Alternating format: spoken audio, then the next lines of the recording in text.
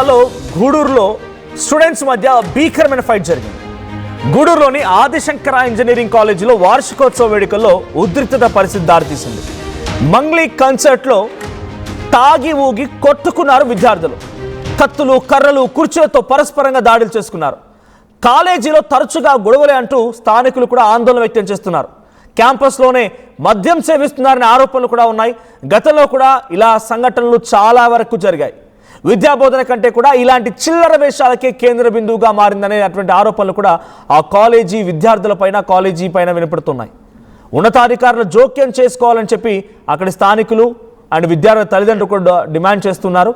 So విద్యార్థుల భవిష్యత్తు కాపాడాలంటూ parents request చేస్తున్నారు. సో వీడియోస్లో మనం చూస్తున్నాం, ఒకవైపు మంగ్లీ కన్సర్ట్ జరుగుతోంది, కాలేజీలో మంగ్లీ కన్సర్ట్ జరుగుతోంది. అటువైపు విద్యార్థులంతా కూడా అటు ఉల్లాసంగా, ఉత్సాహంగా ఆ పాటల్ని, ఆ డీజే లైట్స్ని, ఆ మ్యూజిక్ని ఎంజాయ్ చేస్తున్నారు. దాంట్లో కొంతమంది విద్యార్థులు ఒకరిపై ఒకరు దాడి చేసుకొని ఒక డమ్మీ ఫైట్ని, అదే సినిమాలో సై సినిమా అనుకుంటా బహుశా, ఆ సినిమాలో అటువైపు 100 మంది, ఇటువైపు 100 మంది ఉండిపోయి ఒకటేసారి భయంకరంగా దాడి చేసుకున్నట్టుగా ఒకరిపై ఒకరు పడిపోయి బీభత్సంగా దాడి చేసుకున్నారు. కుర్చీలు పగలగొట్టేశారు. అక్కడే మద్యం తాగి ఊగుతూ మద్యం మత్తులో ఒకరిపై ఒకరు చాలా భయంకరంగా దాడి చేసుకున్నారు. ఒకసారి ఆ దాడికి సంబంధించి విజువల్ చూద్దాం. రైట్, అక్కడ మీరు చూస్తున్న విజువల్స్లో గూడూరులోని ఆదిశంకర ఇంజనీరింగ్ కాలేజ్ అది. మంత్రులు కూడా ఉన్నారు అక్కడే, మనం విజువల్లో చూడొచ్చు. కొల్లు రవీంద్ర అండ్ ఇతరత్ర మంత్రులు కూడా ఉన్నారు. సో మంత్రుల చీఫ్ గెస్ట్గా వచ్చినటువంటి ఆ కార్యక్రమంలో ఈ తాగి ఊగి ఒకరిపై ఒకరు దాడి చేసుకొని ఇలా ఒక నానా రచ్చలేపారని చెప్పాలి. సో బేసిక్గా కాలేజీలో ఎటువంటి కన్సర్ట్స్ని అలో చేస్తే ఇటువంటి పరిణామాలే ఉంటాయి. ఒకవేళ అరేంజ్ చేసినా దాని తదనుగుణంగా చర్యలు కూడా ఉండాలి, స్ట్రిక్ట్ గైడ్లైన్స్ ఉండాలి. డ్రంక్ అండ్ డ్రైవ్ టెస్టులు చేసిన తప్పలేదు. యూత్ పిల్లలు మద్యం ఈ ఫ్రీగా అందుబాటులో ఉన్నది, ఎక్కడ పడితే అక్కడ వెళ్ళి కొనుక్కోవడానికి అందుబాటులో ఉంది. సో మేజరా మైనరా ఏం చూడకుండా మద్యం షాపులు కూడా సేల్స్ అవుతున్నాయని చెప్పి ఇచ్చేస్తున్నారు, అది ఎక్కడైనా కానివ్వండి. అలా ఇవ్వడం మూలంగా ఇష్టం వచ్చినట్టుగా తాగి ఆ డీజే లైట్ల మధ్యలో, ఆ పాటల్లో, ఆ డీజే బేస్లో, మ్యూజిక్లో మంచి వైబ్ అవుతూ మత్తెక్కినటువంటి మాయలో కొట్టుకోరా, ఇలా దాడి చేసుకోరా 100% జరిగింది. ఇలా జరగడానికి గల కారణం ఫస్ట్ ఆ విద్యార్థుల కంటే కూడా యాజమాన్యాన్ని క్వశ్చన్ చేయాలి. ఆ తాగినటువంటి పిల్లల్ని ఎలా రానిచ్చారు మీరు కాలేజ్ లోపలికి? వాళ్ళు తాగిన విషయం కనీసం గుర్తించలేకపోయిన కాలేజ్. ఇఫ్ నీడెడ్ అలాంటి పిల్లలు ఉన్నారనేటువంటి ఆలోచనప్పుడు డ్రంక్ అండ్ డ్రైవ్ టెస్ట్లు కూడా చేయాలి.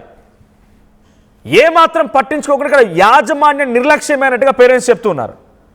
అక్కడికి వెళ్ళిపోయి అంత యథేచ్ఛగా తాగి ఊగి చిందులేసి కొట్టుకునే వరకు వచ్చిందనంటే వాట్ యాజమాన్యం ఏం చేస్తోంది? ఆ పిల్లల్ని కనీసం పట్టించుకోలేదా? తాగిన అలా చేయకండి, బయటికి పంపించేయండి. ఎవరు తీసుకోమన్నారు లోపలికి? మీ విద్యార్థులు తాగి వచ్చి తూగి వచ్చి అక్కడ కొట్టుకుంటూ ఉంటే యాజమాన్యం చోద్యం చూస్తూ కూర్చుందా? మా ప్రతినిధి నెల్లూరు నుంచి గయాస్ సిద్ధంగా ఉన్నారు. గయాస్, ఆదిశంకర ఇంజనీరింగ్ కాలేజీలో అది ప్రైవేట్ కన్సర్టా, అంటే మంగ్లీ నిర్వహించినటువంటి కన్సర్టా, లేదంటే కాలేజీ స్టూడెంట్స్ని ఎంటర్టైన్ చేయడానికి, లేకపోతే ఒక ఫంక్షన్ చేసిన సమయంలో మంగ్లీ వచ్చి పాటలు పాడిందా? ఏం జరిగింది? మనోజ్, గూడూరు సమీపంలోని ఆదిశంకర కళాశాలలో వార్షికోత్సవ కార్యక్రమంలో విద్యార్థుల మధ్య పెద్ద ఎత్తున ఘర్షణ చోటు చేసుకునింది. సుమారు ఒక 6-7 మంది విద్యార్థులు కూడా స్వల్ప గాయాలు అవడం జరిగింది. అయితే ఈ విషయాన్ని యాజమాన్యం చాలా గోప్యంగా పెట్టడం జరిగింది. ప్రధానంగా ఆదిశంకర ఇంజనీరింగ్ కళాశాలలు ప్రతి ఏటా వార్షికోత్సవం జరుపుకోవడం వల్ల ఆనవాయితీ. ఇందులో భాగంగానే ఈ ఏడాది కూడా ఈ వార్షికోత్సవం ఏర్పాటు చేశారు. దీనికి చీఫ్ గెస్ట్ గా మంత్రి కొల్లు రవీంద్ర, అదేవిధంగా రాజ్యసభ సభ్యుడు బీదా మస్తాన్ రావు, అక్కడ ఎమ్మెల్యే వాళ్ళంతా హాజరవ్వడం జరిగింది. అదేవిధంగా అక్కడ సింగర్ మంగ్లీ పాట కచేరీ కూడా ఏర్పాటు చేయడం జరిగింది. అయితే ఇవి చీఫ్ గెస్ట్ లో మాట్లాడి వెళ్ళిపోయిన తర్వాత మంగ్లీ పాట కచేరీ జరిగే సమయంలో సుమారు ఒక 50 మందికి పైగానే విద్యార్థులు మద్యం సేవించి కత్తులు, బ్లేడ్లు, రాడ్లతో ఒక్కసారిగా ప్రాంగణంలోకి పరుగులు తీసి రావడం జరిగింది. కుర్చీలతో వాళ్లకు ప్రత్యర్థులేనంటే ఆ కాలేజీలో గత కొంతకాలం నుంచి 2 వర్గాల మధ్య గొడవలు జరుగుతున్నాయి. అది యాజమాన్యం కూడా తెలుసు. అయితే పాట కచేరీ ఈ మంగళి జరిగినప్పుడే చాలా మంది విద్యార్థులు మద్యం మత్తులు, అంటే అక్కడ గంజాయి కూడా విక్రయాలు జరుగుతున్నారు. గతంలో కూడా గంజాయి తాగి ఇరు వర్గాల మధ్య కొట్టుకొని గూడూరు పోలీస్ స్టేషన్ లో కూడా కంప్లైంట్లు ఇచ్చిన సందర్భాలు ఉన్నాయి. అయితే నిత్యం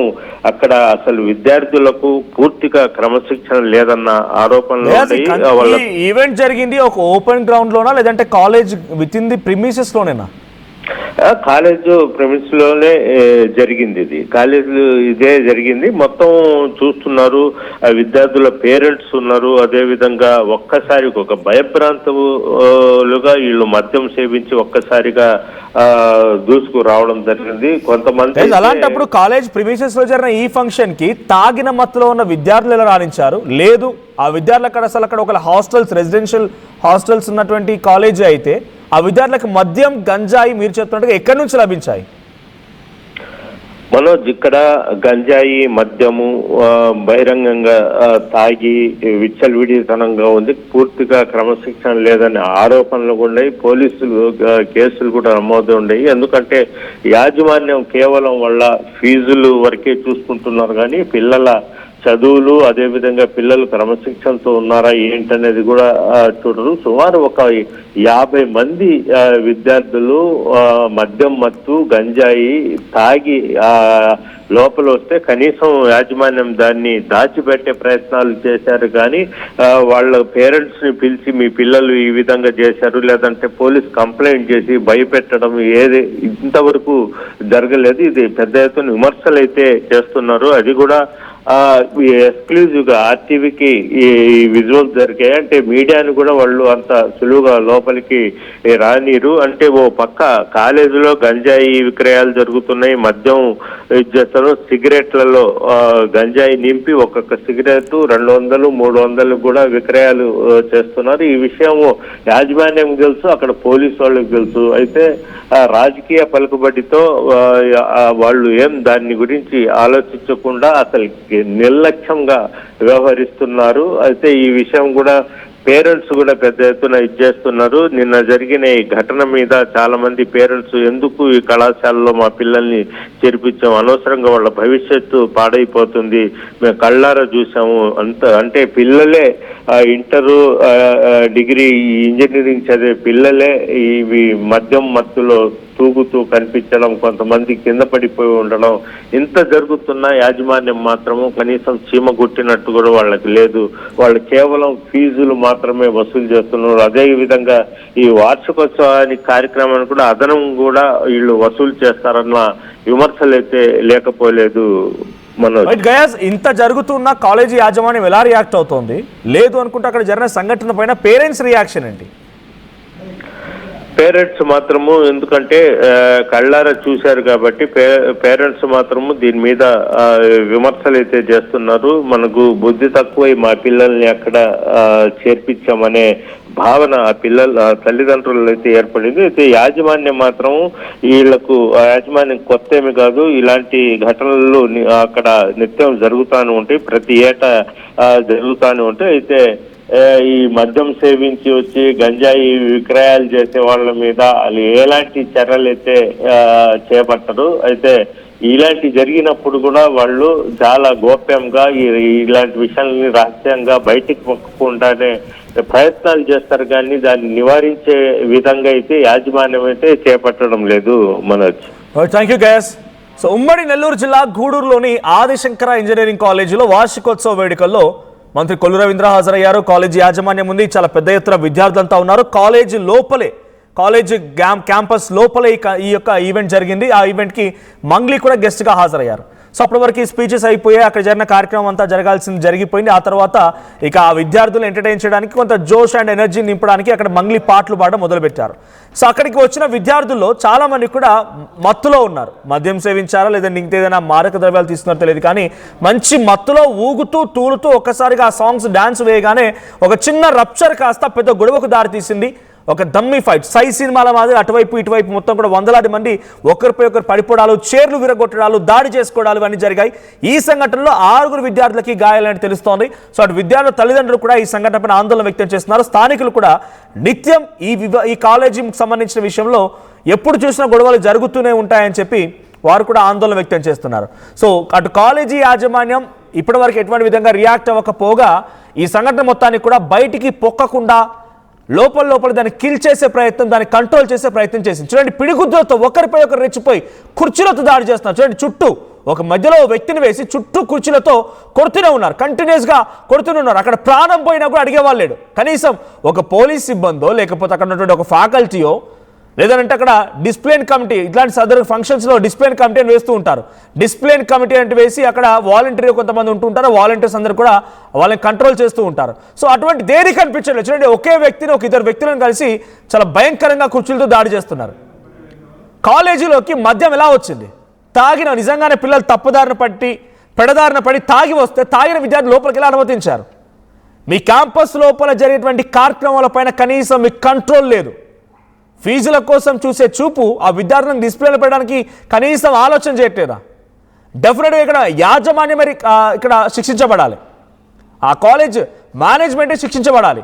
ఇటువంటి సంఘటనలు జరిగినప్పుడు డెఫినెట్గా ఆ కాలేజ్ యాజమాన్యం రియాక్ట్ అవ్వాలి, దాన్ని ఎలా పరిష్కరించుకోవాలో చెక్ చేసుకోవాలి. కానీ తరచుగా జరుగుతున్నాయని స్థానికులు చెప్తున్నారు. డైరెక్ట్గా అక్కడ మంత్రులు కూడా హాజరయ్యారు ఆ ఈవెంట్కి. ఎంత శ్రద్ధగా వహించాలో కాలేజ్ యాజమాన్యం, కానీ ఏమాత్రం పట్టించుకోలేదు. సో మంగ్లీ పాడుతున్న సమయంలో మంగ్లీ కన్సర్ట్ లాగా అక్కడ స్టేజ్ పైన కొంత జోష్ నింపే ప్రయత్నం, పాటలు పాడే ప్రయత్నం చేస్తుంటే కింద పిల్లలు మాత్రం ఒకరిపై ఒకరు దాడి చేసుకుంటారు. పిచ్చిగా కర్రలతో కుర్చీలతో దాడి చేసుకొని ఏకంగా గాయపరిచి చాలా ఇబ్బంది గురి చేశారు. సో ఒకసారి ఆ విజువల్ చూస్తున్నాం. మనం విజువల్ చూసిన తర్వాత మీకేమనిపిస్తోంది?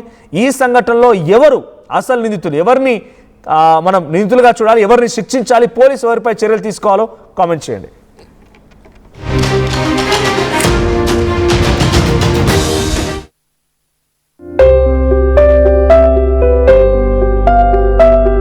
చిన్న చిన్న ఆనందాలు 35 ఏళ్లుగా నా జీవితంలో లేవు. 35 ఏళ్లుగా నేను డైపర్లలో బ్రతికాను. 6 సెంటీమీటర్ల ఫిస్టులా నా మూత్రాశయంలో లీక్ కారణమైంది. ఎవరూ నాకు సహాయం చేయలేకపోయారు. AINUలో వైద్యులను కలిసే వరకు. అక్కడ వారు రోబోటిక్ శస్త్రచికిత్సతో నాకు పరిష్కారం ఇచ్చారు. వారు నా ఆత్మవిశ్వాసాన్ని కూడా తిరిగిచ్చారు. Precision care makes it possible. The Center for Robotic Surgery at AINU